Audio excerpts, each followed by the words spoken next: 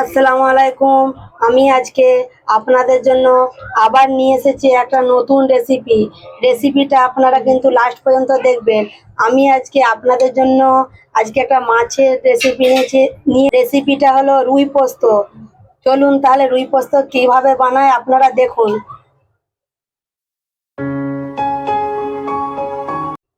রুই পোস্ত বানানোর জন্য এখানে আমি 500 গ্রাম নিয়ে নিয়েছি রুই মাছটাকে আমি কেটে ভালো করে ধুয়ে নিয়ে নিয়েছি। এখানে আমি পিস পিস নিয়েছি, আপনারা পেটিও নিতে পারেন। তারপর মাছের মধ্যে দিয়ে দেব আমি হলুদ গুঁড়ো,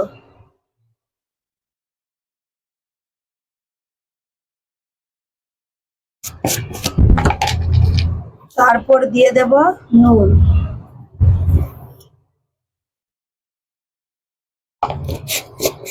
ভালোভাবে মাছের সাথে মশলাগুলোকে মাখিয়ে নেব।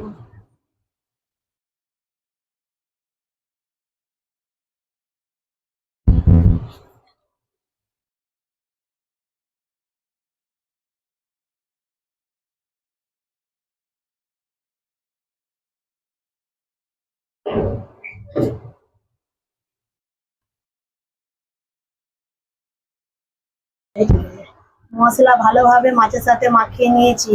আর এইদিকে চাপিয়ে দিয়েছি আমি কড়াতে ভাজার জন্য। আমি এখানে কড়াতে তেল চাপিয়ে দিয়েছি, তেলটা ভালোভাবে গরম হয়ে গেছে।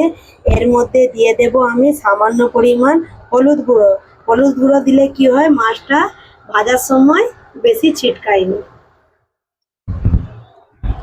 এবারে এক এক করে মাছের পিসগুলোকে তেলের মধ্যে দিয়ে দেব।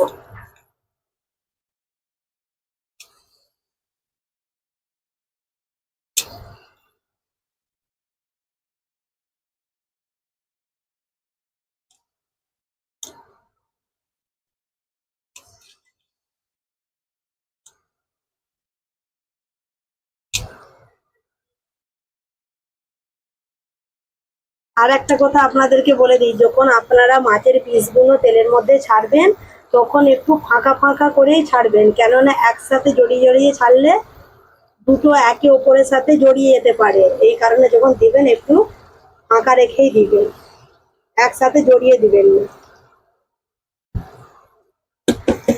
মাছগুলো এক পিঠ ভাজা হতে থাক, তারপরে আপনাদেরকে দেখাচ্ছি। মাছ এক পিঠ ভাজা হয়ে গেছে, এবারে মাছগুলোকে উল্টে দেব। দেখুন আমি ফাঁকা ফাঁকা করে দিয়েছিলাম বলে একে অপরের সাথে কিন্তু জড়িয়ে যায়নি।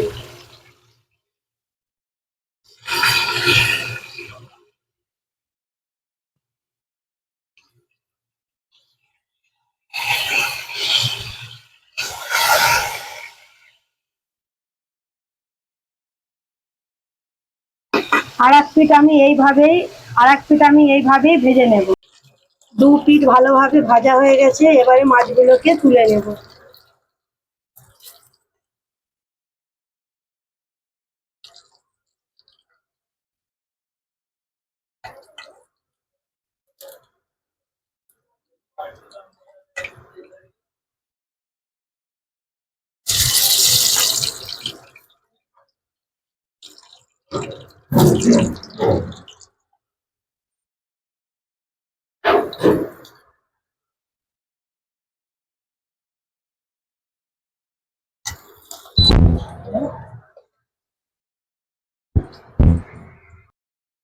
রুই মাছগুলো তো ভেজে সব প্লেটে তুলে নিলাম।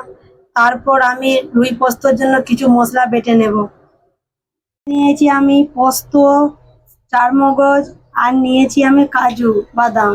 এই তিনটেকে আমি একসঙ্গে পিষে নেব। পোস্ত কিন্তু খালি পিষা যায় না, এর সঙ্গে সামান্য কাজু বাদাম ও চারমগজ নিয়ে নেবেন, দেখবেন খুব সুন্দর পিষা হয়ে যাবে। আমি এটা মিক্সিতে পিষছি, ওই জন্য আমি কাজু ও চারমগজ নিয়েছি। আপনারা যদি শিলে পেষেন তো শিলে তো খালি পোস্ত এমনি হয়ে যায়। এটা মিক্সি জারের মধ্যে ঢেলে নেব। আর দিয়ে দেবো সামান্য পরিমাণ পানি। এটা একটা মিহি। এবারে এটাকে পিষে নেব।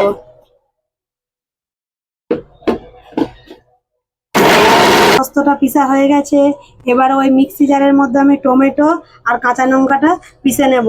টমেটোটা আলাদা পিসবো, কাঁচা লঙ্কাটাও আলাদা পিষে নেব। ওইদিকে মশলাগুলো তো সব পিসা হয়ে গেছে। এবারে ওই মাছ ভাজার তেলেই আমি রুই পোস্তটাকে বানিয়ে নেব। প্রথমে ফোড়নে দিয়ে দেবো আমি কালো জিরে, তারপর দিয়ে দিচ্ছি আমি চপ করে রাখা পেঁয়াজ।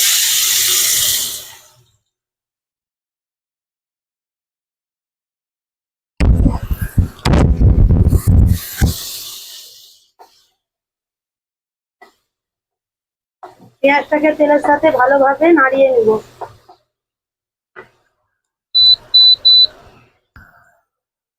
পেঁয়াজ হালকা নাড়াচাড়া করার পর এর মধ্যে দিয়ে দিচ্ছি আমি আদা রসুন বাটা।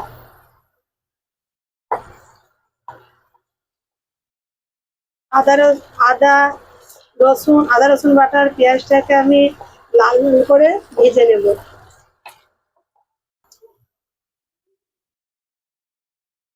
আদা রসুন আর পেঁয়াজটা তো ভালোভাবে লাল লাল হয়ে গেছে। এর মধ্যে দিয়ে দেব আমি কাঁচা লঙ্কা বাটা। কাঁচা লঙ্কা বাটা দিয়ে ভালোভাবে এটাকে নাড়িয়ে নেব।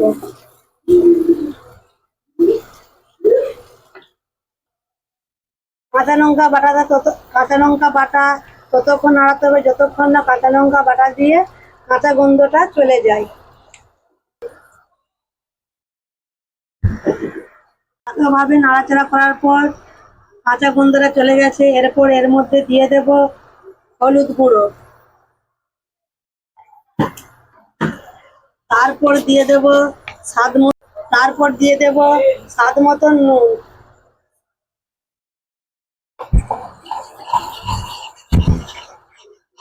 মশলাটাকে ভালোভাবে নাড়িয়ে নেব। এখানে কিন্তু আমি লঙ্কার গুঁড়ো ব্যবহার করছি না, কেননা আমি প্রথমেই কাঁচা লঙ্কা বাটা দিয়ে দিয়েছি। মশলাটা ভালোভাবে নাড়িয়ে নিয়েছি। তারপর এর মধ্যে দিয়ে দেব আমি টমেটো বাটা।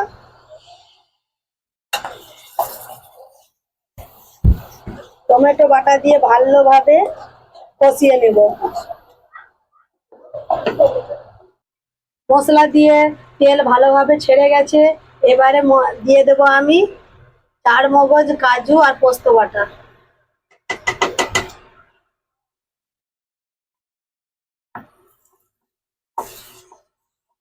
হালকা এটাকে কষিয়ে নেব।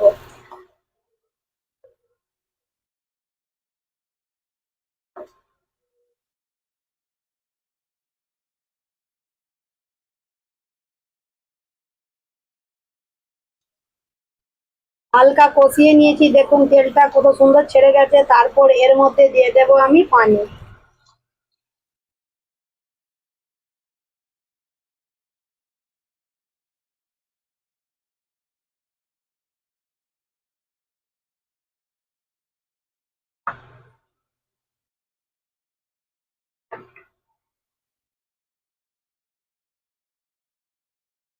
এখানে আমি খুব একটা পাতলা ঝোল বানাবো না। এখানে গ্রেভিটা আমি একটু গাঢ় গাঢ়ই রাখবো, এই কারণে আমি এখানে পানিটা বেশি ব্যবহার করিনি। এবারে গ্রেভিটাকে আমি ফুটতে দেব।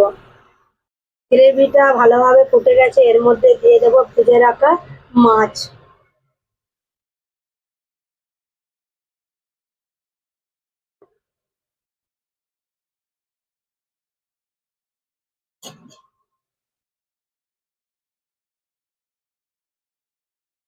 মাছগুলো দেওয়ার পরে আরো 5 মিনিট ভালোভাবে ফুটিয়ে নেব। রুই পোস্তটা এখানে রেডি হয়ে গেছে। তারপর দিয়ে দেব আমি উপর থেকে ধনেপাতা কুচি, দিয়ে হালকা নাড়িয়ে এটাকে নামিয়ে নেব।